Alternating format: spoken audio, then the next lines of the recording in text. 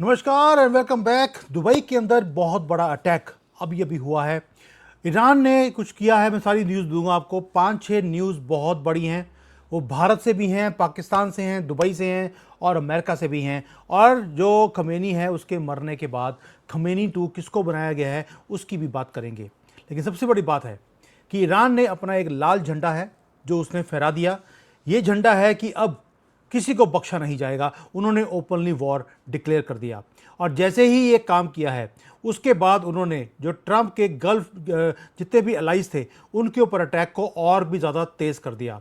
यहाँ तक कि जो दुबई के जो एयरपोर्ट है उसके अंदर बुरा हाल कर दिया गया है और दुबई के अंदर जो एयरपोर्ट है वहाँ पर आपको आग ही आग दिखाई देती है। ये वहाँ की तस्वीरें हैं दुबई के एयरपोर्ट की जो मैं आपको दिखा रहा हूँ। साथ में कुछ और भी हुआ है, वो है कि जो इनके एलाइज थे उसके साथ साथ जो इंडस्ट्रियल कॉम्प्लेक्स है दुबई के अंदर उसको हिट कर दिया गया है। बहुत बुरी तरह से इन्होंने हिट किया है। और साथ में जो काम है, इवन कि इंडियन मीडिया भी इसके बारे में बात कर रही है। यहाँ पे इंडस्ट्रियल एरिया और जो एयरपोर्ट है उसके ऊपर हिट हुआ है। ईरान ने जो अपनी हाइपरसोनिक मिसाइल्स हैं उन्हें CIA के हेडक्वार्टर्स के ऊपर, इजराइल के जो IDF का हेडक्वार्टर्स है उसके ऊपर उन्होंने अपनी मिसाइल्स को दागा है। ये कंफर्म न्यूज़ है कि ईरान ने CIA का जो हेडक्वार्टर है दुबई में उसको तबाह कर दिया है या उस पर आग लगा दी है।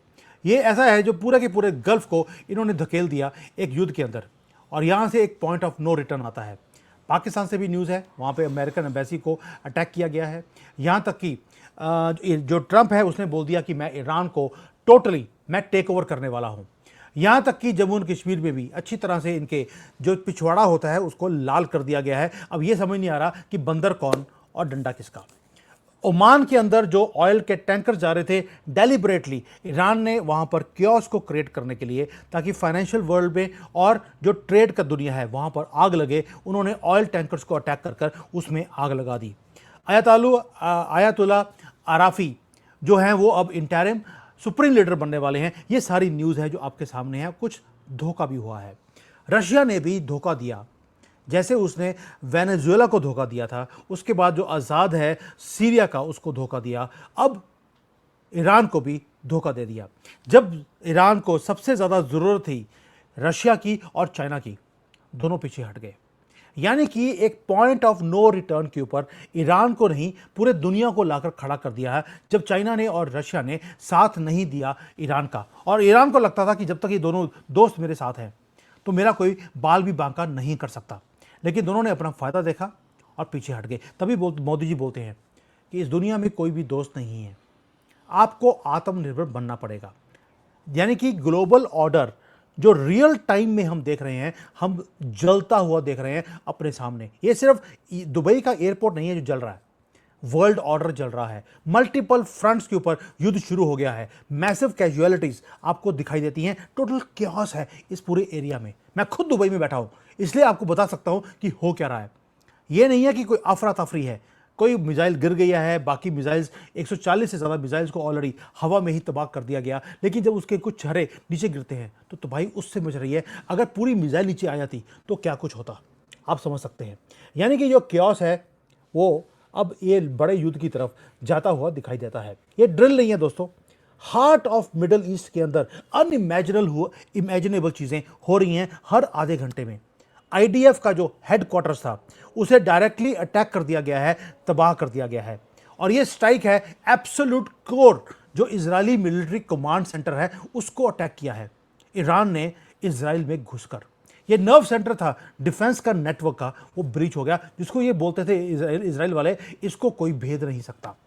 यानी कि एक लक्ष्मण रेखा है जिसको रावण पार कर गया पहली बार। अब इसका जो फॉल आउट है वो अभी ऑलरेडी दिखता है।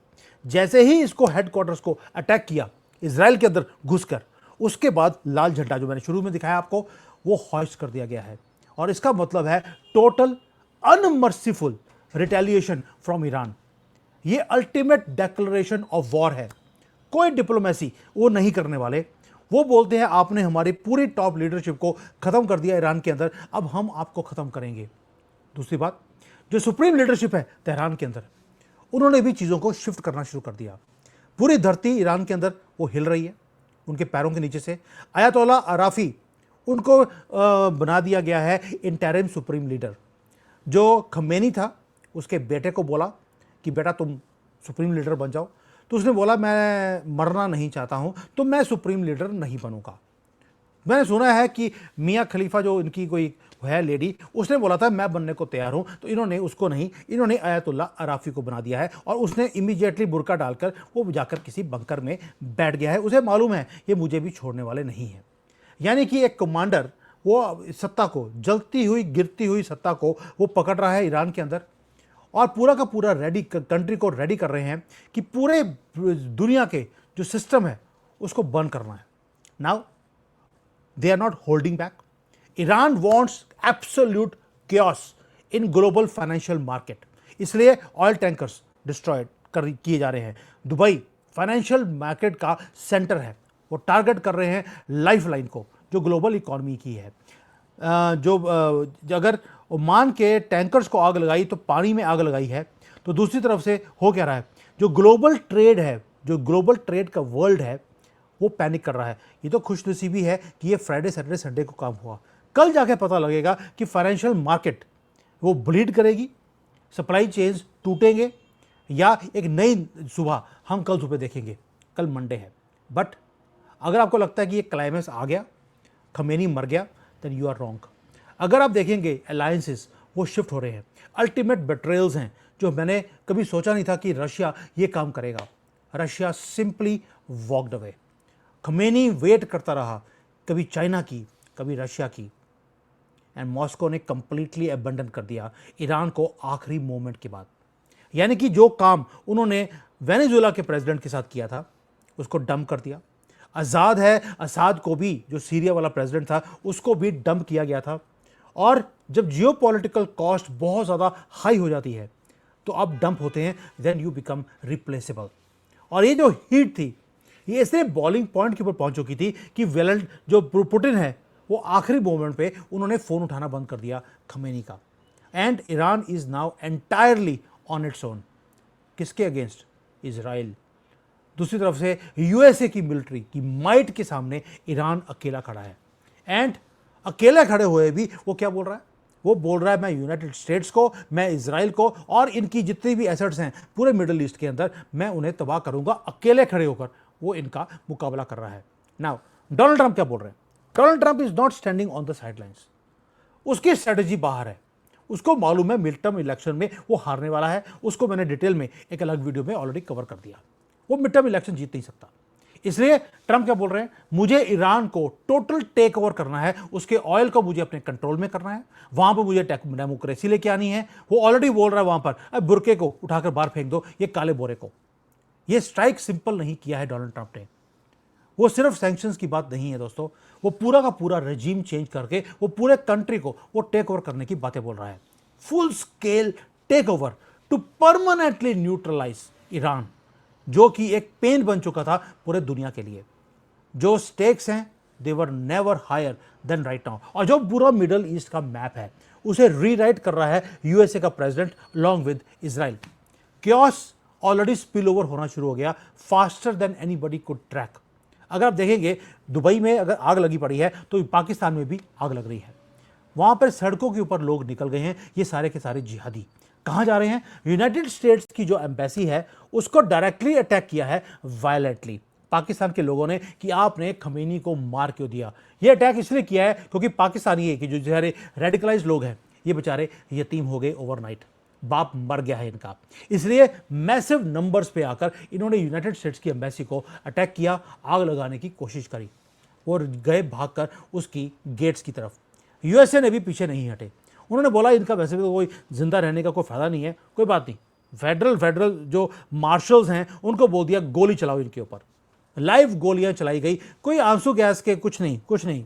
ये वाला काम अमेरिका करता ही नहीं है। गोलियां चलाई गई हैं, 15-20 लोग मारे गए, यानी कि कॉकरोच 15-20 मारे गए हैं पाकिस्तान के अंदर। डिफेंड कर किया है अमेरिका ने। कोई डिप्लोमेटिक टॉक नहीं, कोई शहबाज शरीफ को, आसिम मुनीर को कॉल नहीं। उन्हें मालूम है वही ये अटैक्स को करवा रहे हैं। और सो कॉल्ड सेफ जोन जो था पाकिस्तान के अंदर वो एक्टिव हो गया है, एक वॉर जोन बन गया है पाकिस्तान के अंदर भी। अगर आपको लगता है कि पाकिस्तान के अंदर जो जिहादी हैं उन्होंने ये काम किया, तो ये मैसिव स्ट्राइक जम्मू कश्मीर में भी हुई, भारत के अंदर। ये रीजन कंप्लीटली इरप्ट हो गया। लाखों लोग बाहर सड़कों के ऊपर आए, मैसिव क्राउड्स, अनप्रेसिडेंटेड अनरेस्ट था भारत के अंदर। यानी कि ये कुछ भी कर लीजिए इनके लिए, ये इंसान नहीं बन सकते दोस्तों।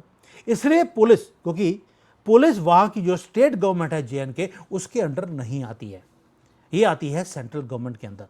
और पुलिस को भारत में बोल दिया गया, जैसे डोनाल्ड ट्रंप ने वहां बोला गोली चलाओ, हमारे यहां बोला इनके डंडे इतने मारो कि पीछे इतना लाल हो जाए कि बंदर में और इंसान के पिछवाड़े में फर्क ना पता लगे कि यार है किसका। पुलिस फोर्सेस ने स्टेप इन किया और राइट्स को खत्म कर दिया। डंडे शुरू हुए और ये सारे अल्लाह की बजाय लुल्ला बोलते हुए भाग लिए जम्मू एंड कश्मीर भारत के अंदर। यानी कि एक हार्श ट्रीटमेंट इनको देने की जरूरत थी। मैं बार बार बोलता हूं, चाइना से मैंने सीखा है एक ही चीज, ये इंसान नहीं बन सकते, इनकी किडनियां ही निकालनी पड़ती हैं। जैसे चाइना करता है वो काम भारत की गवर्नमेंट ने आज डंडे मारे हैं, अगली बार वो भी निकाल लेंगे। एक हार्श ट्रीटमेंट जो जम्मू एंड कश्मीर के लोग जिंदगी भर अब भूल नहीं सकते और हम भूलने देंगे भी नहीं। और यही होता है जब राइट्स करने की कोशिश की जा रही है, अनरेस्ट क्रिएट करने की कोशिश करी गई और हमारी गवर्नमेंट ने और उधर पाकिस्तान में जीरो टॉलरेंस की पॉलिसी को इंप्लीमेंट किया गया।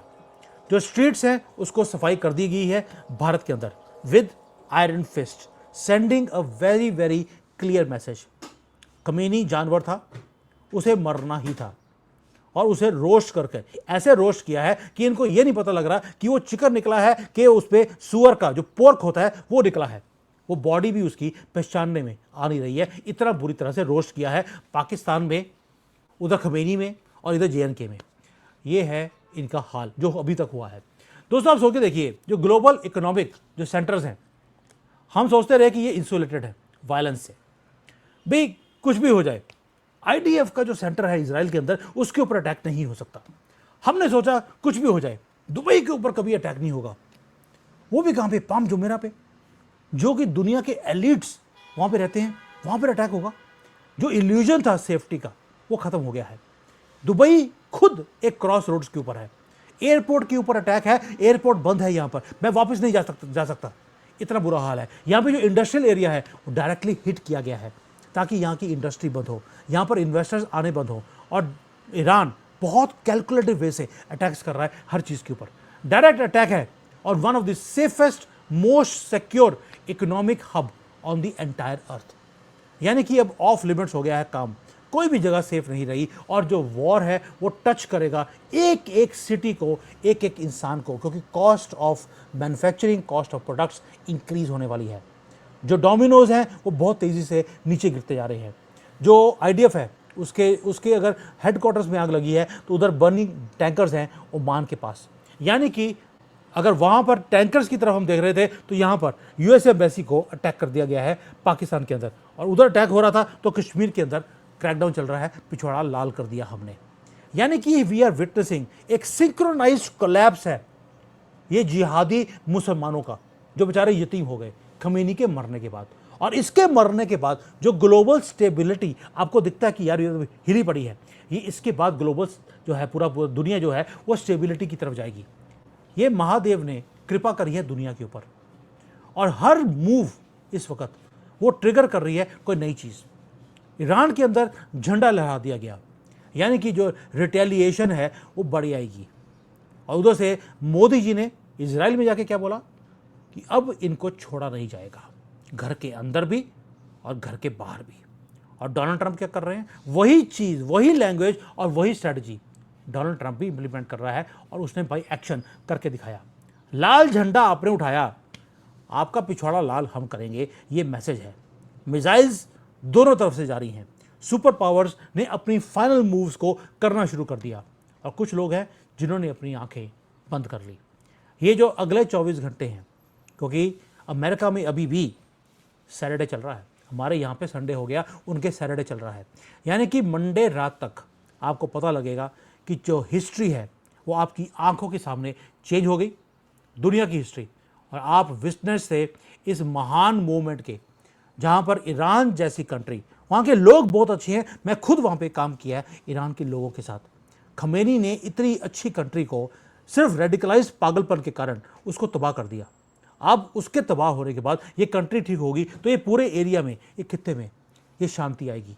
और जो ये जिहादी हैं, ये यतीम होने के बाद अब इनका क्या होगा ये वक्त बताएगा।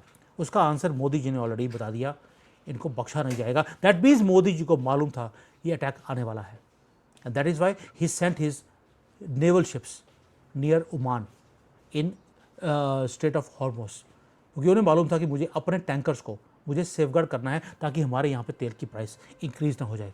सो this is what is going to happen, let's see. बहुत ज़्यादा न्यूज़, बहुत ज़्यादा तेज़ी से न्यूज़ आ रही है, जो जितनी भी आ रही है मैं आपको कवर कर रहा हूँ। दुबई में सिचुएशन अंडर कंट्रोल है, यस चीज़ें हिट हो रही हैं, हर एक आधे घंटे में कोई ना कोई मिसाइल फटती है यहाँ पर, लेकिन हवा में एयर डिफेंस सिस्टम में उनको ख़त्म किया जा रहा है। वी आर वेरी सेफ, कोई ऐसा डर का माहौल नहीं है। बट जब बम फटता है तो पूरा खिड़कियाँ हिल जाती हैं। बस इतना ही एक मैटर है जिसको हमें जीना है। कब तक यहाँ फंसे रहेंगे आई डू नॉट नो। जैसे ही कोई अपडेट आएगा I will be the first person to tell you. Until then, जय हिंद, हर हर महादेव।